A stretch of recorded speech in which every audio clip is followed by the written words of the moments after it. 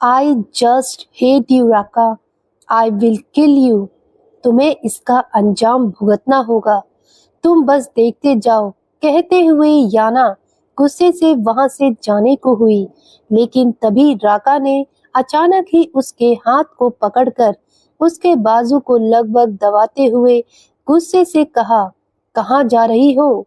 यह सुनकर याना अपना हाथ छुड़ाने की कोशिश करते हुए गुस्से से राका की तरफ देखते हुए बोली, कहीं भी जाऊं, तुमसे मतलब, छोड़ो मेरा हाथ, वरना मुझसे बुरा कोई नहीं होगा।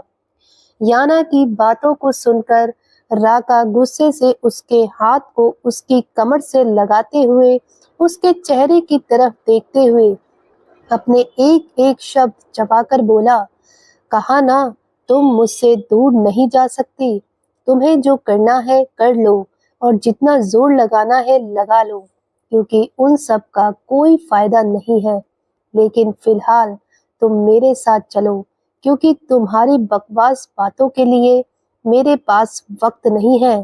कहते हुए राका ने अचानक ही अपनी कमर से बेल्ट निकाली, और इससे पहले कि याना उससे खुद को छुड़ाने की कोशिश कर पाती या कुछ समझ पाती, राका ने तुरंत ही याना के हाथों को उसकी कमर के साथ बेल्ट से बांध दिया। ऐसा होते ही याना को काफी हैरानी हुई।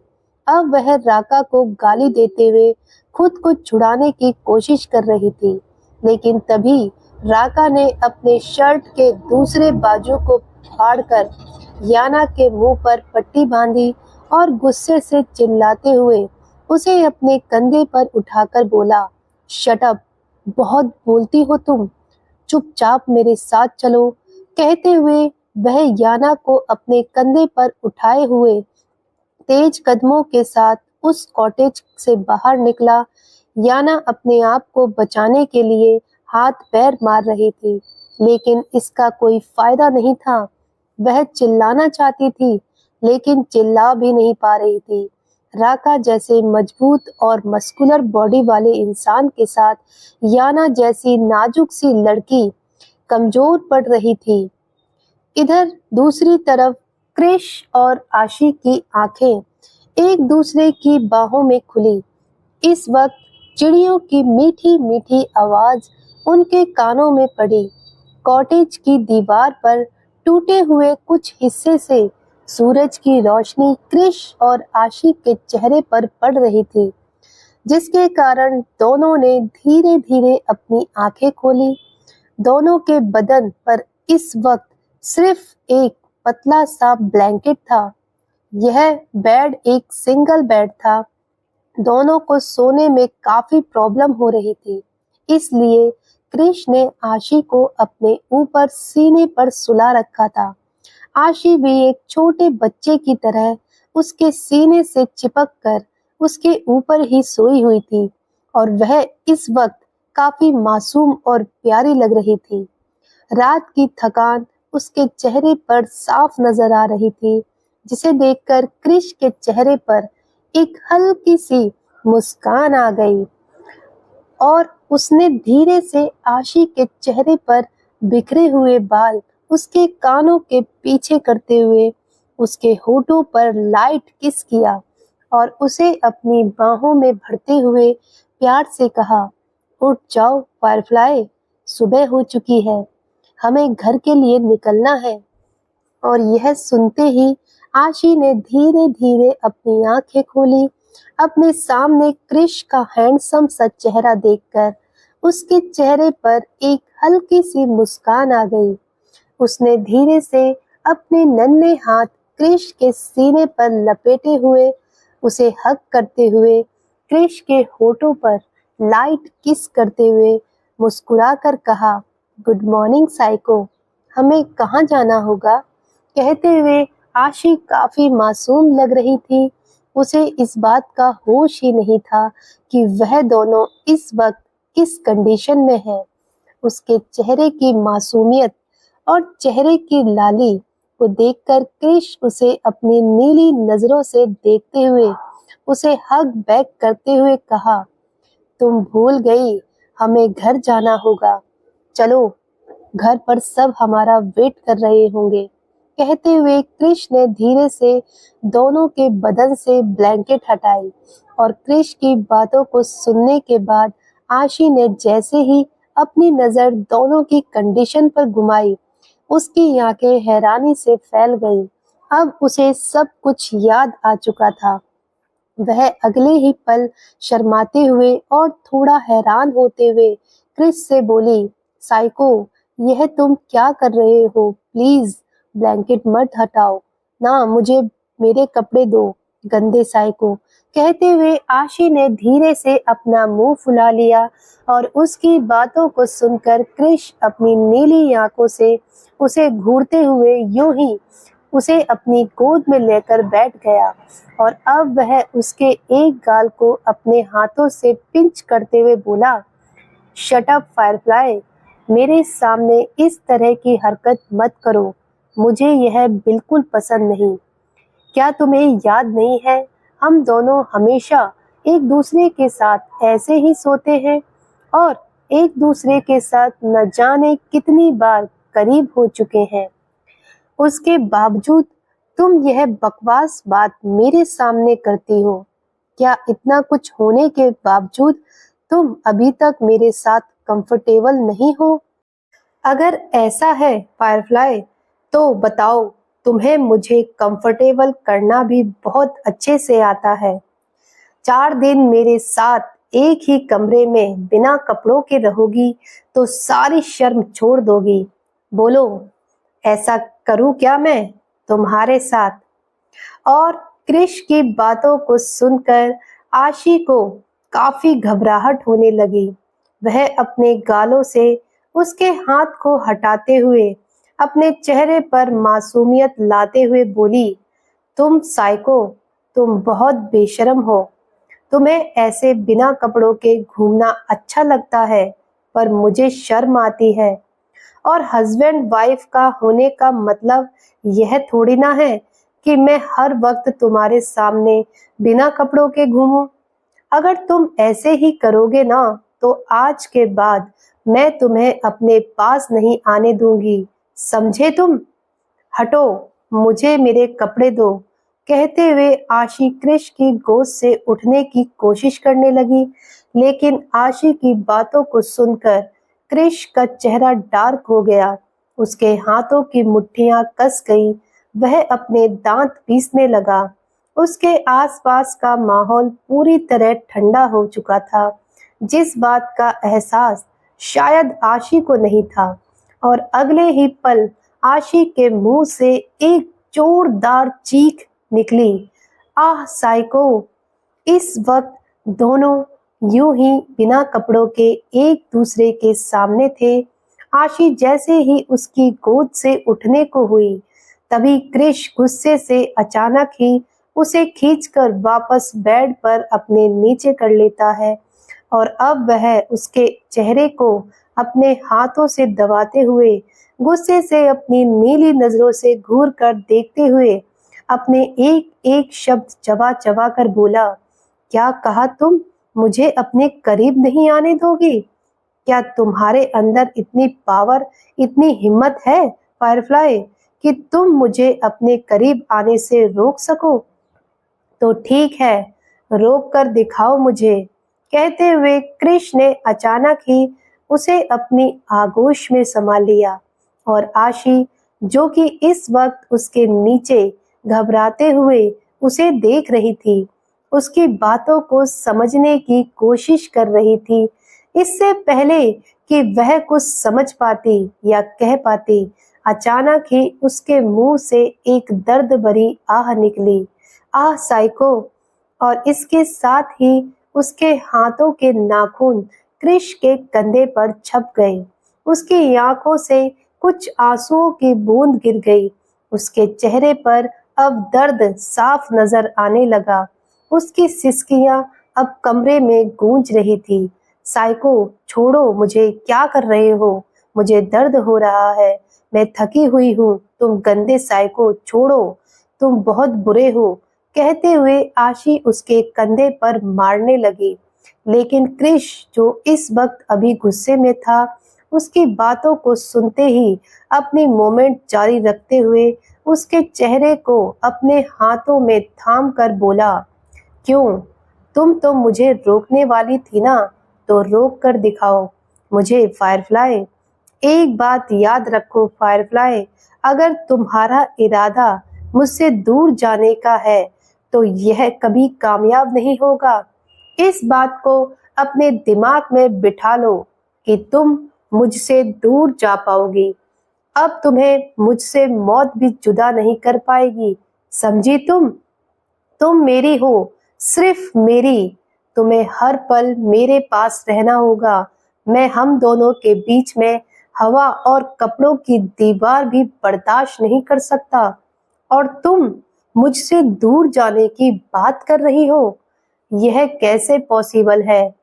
आह फायरफ्लाई, मैं तुम्हारी नादानियां, बेवकूफियां, तुम्हारी जिद बर्दाश्त कर सकता हूँ और टॉलरेट कर सकता हूँ। मैं तुम्हारी हर जायज और नाजायज डिमांड को पूरी कर सकता हूँ, चाहे कुछ भी हो, लेकिन मुझसे दूर जाने की ख्वाहिश को पूरी नहीं होने दूंगा। समझी तुम?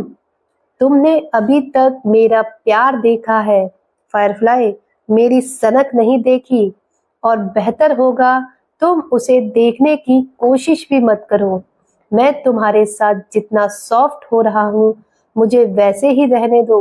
मैं असल में क्या हूँ तुम नहीं जानती, और जिस दिन तुमने अपने लिए मेरी असली दीवानगी देख ली उस दिन तुम्हारी रूह कांप जाएगी।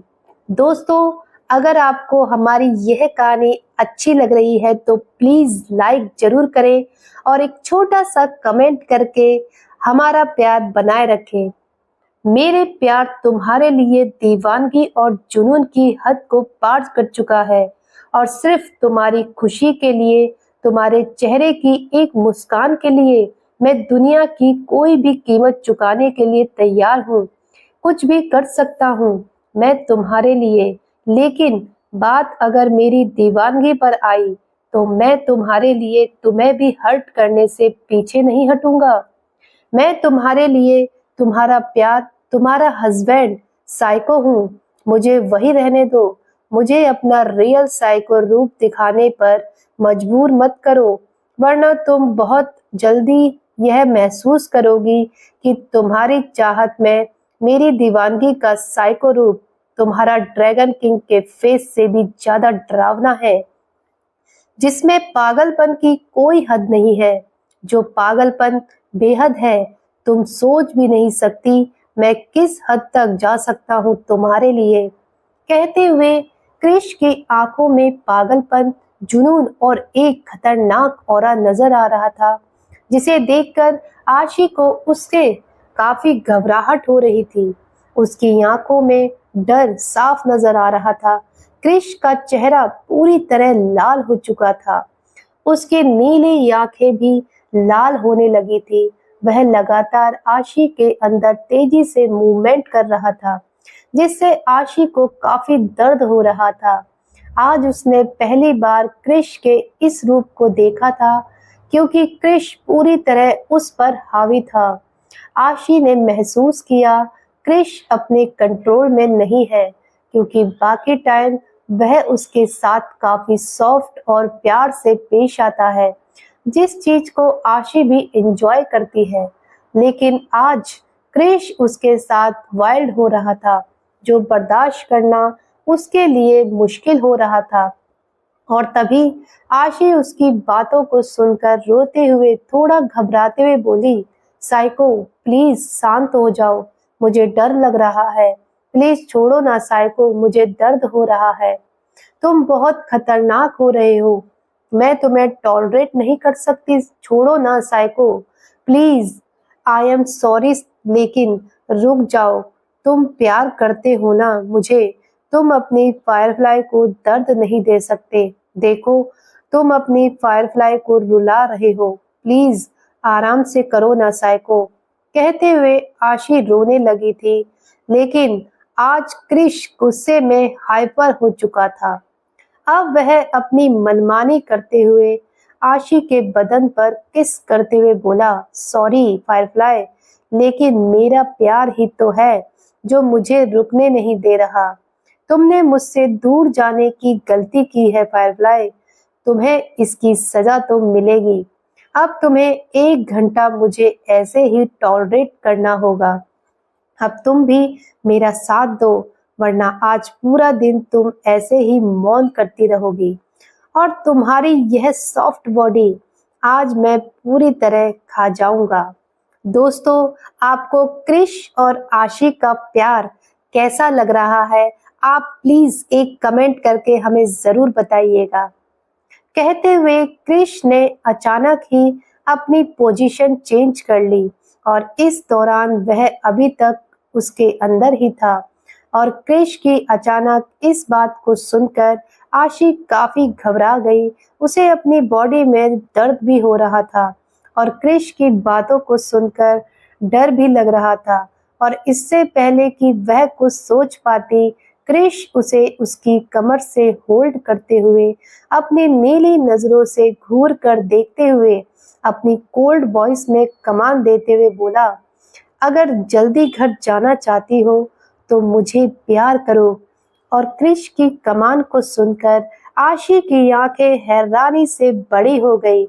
उसने अपने चेहरे पर मासूमियत और डर लाते हुए कहा, क्या मैं? लेकिन साइको प्लीज, इट्स ओके, जैसा तुम चाहो। तुम घर नहीं जाना चाहती? कहते हुए क्रिश के चेहरे के एक्सप्रेशन भी गंभीर थे, जिन्हें सुनकर आशी को काफी घबराहट होने लगी और अब उसने जल्दी से उसे रोकते हुए कहा, नहीं नहीं, मैं कर रही हूँ psycho. Yes Firefly my love, यह हुई ना बात मेरी अपनी फायरफ्लाई वाली। कहते हुए क्रिश आशी के चेहरे को अपने हाथों में थामते हुए उसे अपने करीब किया और आशी बिना कुछ सोचे समझे बड़े ही प्यार से क्रिश को किस करने में उसका साथ देने लगी। आखिर वह भी तो उसे प्यार करती थी। क्रिश की बातों में उसे अपने लिए प्यार, चाहत और पॉजिटिवनेस नजर आ रही थी, जो शायद कहीं ना कहीं उसके दिल में एक गुदगुदी कर रही थी और उसे स्पेशल फील करा रही थी, जो चाहत उसने हमेशा से क्रिश से एक्सेप्ट की थी। कारण चाहे जो भी हो, क्रिश का प्यार और साथ उसे हमेशा ही चाहिए था। आशी भी अब क्रिश का साथ देने लगी थी, क्योंकि क्रिश अब धीरे धीरे सॉफ्ट हो गया था। इस वक्त उसकी आंखों में आशी के लिए बेइंतहा मोहब्बत नजर आ रही थी, जिसे आशी ने भी देख लिया था और अब आशी ने पूरी तरह अपने आप को उसके हाथों में सौंप दिया था। साइको, आई लव यू, मैं तुम्हें छोड़कर कहीं नहीं जाऊंगी, कभी भी नहीं। तुम मेरे लिए मेरा सब कुछ हो, मेरी पूरी दुनिया हो। I love you so much psycho. कहते हुए आशी की आंखों में एक क्रिश के लिए बेइंतहा प्यार था और यह सुनकर क्रिश उसके होठों पर लाइट किस करते हुए उसे अपने सीने से लगाते हुए बोला, तुम जा भी नहीं सकती फायरफ्लाई, मैं तुम्हें जाने नहीं दूंगा। तुम मेरे लिए क्या हो मैं तुम्हें नहीं बता सकता, क्योंकि मैं खुद नहीं जानता कि मैं तुम्हें किस हद तक। कहते हुए क्रिश की आंखों में आशी के लिए कुछ था, कई सारी इमोशन, बहुत सारी चाहत, लेकिन उसने यह चीज आशी को दिखने नहीं दी। शायद यह देखने के बाद क्रिश आशी के सामने कमजोर ना पड़ जाए और यही सोचते हुए उसने अपने शब्दों को वहीं रोक लिया। तभी आशी ने धीरे से अपना चेहरा उठाकर क्रिश के चेहरे की तरफ देखते हुए कहा, क्या हुआ साइको, तुम चुप क्यों हो गए? कहो ना, तुम क्या कह रहे थे? क्या हूं मैं तुम्हारे लिए? तुम किस हद तक? बताओ ना साइको प्लीज। और आशी के सवालों को सुनते हुए क्रिश अपने चेहरे के इमोशन को छुपाकर अपने चेहरे पर सीरियस एक्सप्रेशन लाते हुए बोला, दीवानगी हो मेरी, जुनून हो मेरा, पागलपन हो, जिसके लिए मैं किसी भी हद तक जा सकता हूँ। इसके आगे कुछ मत जानो, तुम्हारे लिए बेहतर होगा, क्योंकि कुछ बातें जुबान से नहीं कही जाती, क्योंकि शब्द नहीं होते उन्हें कहने के लिए। दोस्तों, क्या आप लोग में से भी ऐसे कुछ लोग हैं जो क्रिश और आशी की तरह प्यार करते हो? हमें कमेंट करके जरूर बताइएगा। क्रिश आशी के चेहरे पर बिखरे हुए बालों को धीरे से उसके कानों के पीछे करते हुए बोला, मेरी मासूम मोहब्बत, तुम सिर्फ मेरी हो, ड्रैगन किंग की फायरफ्लाई हो। कहते हुए क्रिश की आंखों में ना चाहते हुए भी कई सारे इमोशन और प्यार थे जिसे आशी समझ रही थी। दोनों ही एक दूसरे की आंखों में देख रहे थे और तभी क्रिश ने एक बार फिर अपनी हल्की सी वॉइस में कहा, यू डिड गेट, लेकिन आज तुमने जो किया है वह दोबारा मत करना फायरफ्लाई। यह करने की कोशिश भी मत करना। अगर आज के बाद ऐसा कहने की या करने की कोशिश की, याद रखना फायरफ्लाई, हम दोनों दो जिस्म एक जान है जिनका जुदा होना नामुमकिन है। तुम्हें जिंदगी भर मेरे पास मेरा बनकर रहना होगा।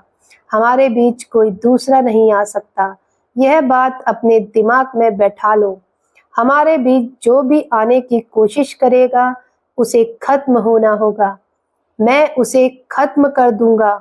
आई बात समझ में? और क्रिश की दीवानगी भरी बातों को सुनकर आशी ने घबराते हुए हाँ में सर हिलाया। उसके चेहरे पर थकान और पसीना साफ नजर आ रहा था। वह लंबी लंबी सांस ले रही थी और यह देखकर क्रिश मुस्कुराते हुए उसकी आंखों में देखते हुए उसके माथे पर किस करते हुए बोला, अच्छा, अब एंजॉय करो। कहते हुए क्रिश ने एक बार फिर उसे अपनी आगोश में समा लिया और ऐसा होते ही आशी के मुंह से एक बार फिर एक दर्द भरी चीख निकली।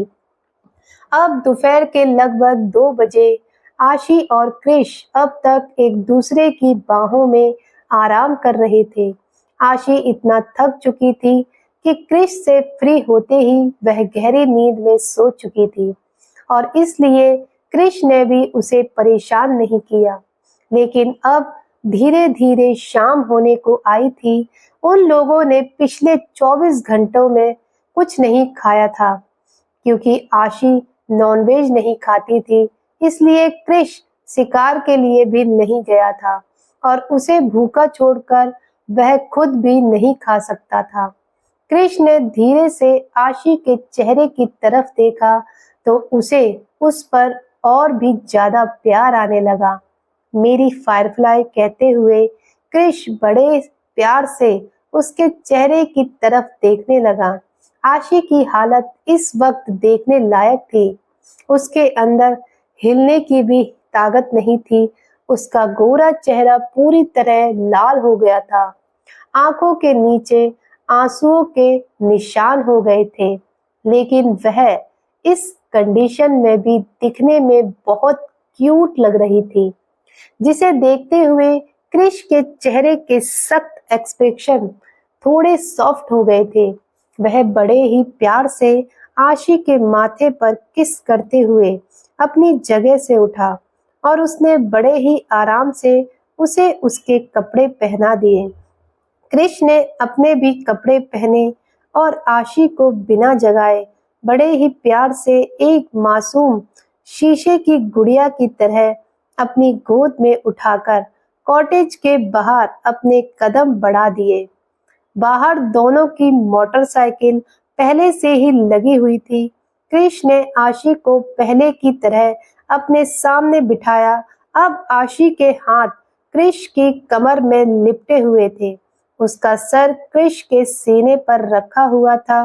क्रिश ने एक नजर आशी को देखा और अपने शर्ट से आशी को उसकी कमर से अपने आप से बांध लिया, ताकि स्पोर्ट बाइक पर वह गलती से भी गिरे ना।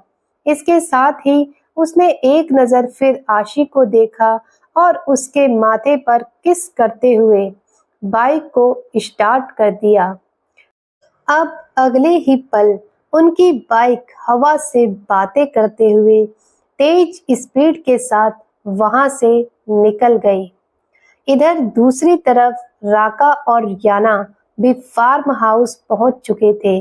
याना काफी परेशान लग रही थी और लगातार चिल्लाने की कोशिश कर रही थी। यह देखते हुए राका उसे फार्म हाउस के विला की तरफ ना ले जाकर फार्म हाउस से थोड़ी दूर एक खूबसूरत से कॉटेज में लाकर अचानक ही उसे उसे कॉटेज के एक कमरे के बिस्तर पर पटक देता है और ऐसा होते ही याना के मुंह से एक चीख निकली और उसकी आंखों में आंसू थे। दोस्तों, हमें कमेंट करके जरूर बताइएगा, क्या राका ने याना के साथ सही किया या गलत किया। प्लीज आप लोग अपना अपना कमेंट करके जरूर हमें बताइएगा। उसके मुंह पर अभी भी पट्टी बंधी हुई थी और हाथों में बेल्ट लगा हुआ था। याना चाहकर भी खुद को छुड़ा नहीं पा रही थी और तभी राका उसे गुस्से से देखते हुए उसे अपनी उंगली दिखाकर वार्निंग देते हुए बोला, तुम यहीं पड़ी रहो जब तक तुम्हारा दिमाग ठंडा नहीं हो जाता और याद रखो, अब तुम मुझसे से दूर नहीं जा सकती। इस बात को अपने दिमाग में अच्छे से गांठ बांध लो। तुम्हें अब मेरा बनकर रहना होगा। मेरी मर्जी से तुम पर और तुम्हारी बॉडी पर सिर्फ मेरा हक होगा। मैं तुम्हें 48 घंटे का वक्त दे रहा हूँ। इन 48 घंटों में अगर तुम मेरी बात मानकर ठीक से रहना सीख जाओगी तो मैं तुम्हें यहाँ से आजाद कर दूंगा ताकि तुम खुली हवा में सांस ले सको। लेकिन अगर तुमने मेरी बात नहीं मानी तो मैं तुम्हें कभी भी बाहर का नजारा नहीं देखने दूंगा। तुम्हें जिंदगी भर यहीं इस कमरे में अपनी लाइफ बितानी होगी। समझ गई तुम? और हाँ, चालाकी चलने की कोशिश मत करना क्योंकि तुमसे ज्यादा चालाक मैं हूँ। अगर तुमने अपने कदम बाहर निकालने की कोशिश की तो मैं तुम्हारी जो आंटी है और तुम्हारे कजन, उनका मैं वह हाल करूंगा कि तुम उनकी लाश भी नहीं देख पाओगी। समझ गई तुम? कहते हुए राका ने धीरे से याना के हाथों की बेल्ट निकाल दी और अपने हाथों को आजाद पाते ही याना ने जल्दी से अपने मुंह से पट्टी हटाई। उसकी आंखों में आंसू थे। वह गुस्से से राका की तरफ देखते हुए अचानक ही खड़ी हुई और उसके कॉलर को पकड़कर उसे झकझोरते हुए चिल्लाकर बोली, राका, तुम ऐसा नहीं कर सकते। तुम ऐसा क्यों कर रहे हो मेरे साथ? खबरदार, जो मेरी आंटी और मेरे कजन के ऊपर अपनी नजर उठाकर भी देखा, मैं तुम्हारी जान ले लूंगी। मैं तुम्हारे बारे में सब कुछ किंग को बताऊंगी। उसके बाद वही तुम्हारा फैसला करेंगे। तुम्हें क्या लगता है मैं तुमसे डर जाऊंगी? कभी नहीं। तुमने जो कुछ भी मेरे साथ किया उसकी सजा तुम्हें जरूर मिलेगी। मैं अभी और इसी वक्त किंग को सब बताने जा रही हूँ। कहते हुए याना वहां से जाने को हुई, तभी राका गुस्से से उसके हाथ को पकड़कर उसे वापस खींचकर झटके से बेड पर पटक देता है और इससे पहले कि याना खुद को संभाल पाती, राका अगले ही पल अपने एक पैर बेड पर रखते हुए अपने एक हाथ से याना के जबड़े को कसकर दबाते हुए अपने गुस्से भरी नीली आंखों से उसे घूर कर देखते हुए बोला, क्या कहा? किंग को बताओगी? जरा कोशिश करके तो देखो। ठीक है, बाहर जाना चाहती हो? इसमें मैं तुम्हारी मदद करता हूँ, लेकिन उससे पहले मेरे पास तुम्हारे लिए एक सरप्राइज है। पहले वह तो देख लो स्वीटहार्ट। कहते हुए राका ने अपना मोबाइल निकाला और उसमें कुछ बटन प्रेस किया। उन बटन को प्रेस करने के बाद राका ने मोबाइल याना के सामने कर दिया और मोबाइल की स्क्रीन पर देखते ही याना की आंखें हैरानी से फटी की फटी रह गईं, क्योंकि मोबाइल की स्क्रीन पर एक वीडियो प्ले हो रहा था। वह वीडियो लाइव था। तो दोस्तों, आखिर राका ने याना को कौन सी वीडियो दिखाई है जिसके कारण याना हैरान थी। आखिर राका के दिमाग में चल क्या रहा है। दोस्तों, आगे की कहानी पढ़ने और सुनने के लिए जुड़े रहिए हमारे साथ हमारे चैनल DL हिंदी स्टोरी पर। अब मिलते हैं अगली वीडियो में अगले एपिसोड के साथ। दोस्तों, अगर आपको हमारी कहानी अच्छी लग रही है तो प्लीज कहानी को लाइक कीजिए और ज़्यादा से ज़्यादा कमेंट कीजिए और अपना प्यारा सा सपोर्ट हमारे लिए बनाए रखिए। अगर आप चैनल पर नए हैं तो प्लीज चैनल को सब्सक्राइब जरूर कीजिए ताकि आने वाले वीडियो के नोटिफिकेशन आपको सबसे पहले मिल सके। अब मिलते हैं अगले पार्ट के साथ। तब तक के लिए आप सभी का बहुत बहुत धन्यवाद। दोस्तों, अपना सपोर्ट हमारे लिए ऐसे ही बनाए रखिएगा। Thank you so much.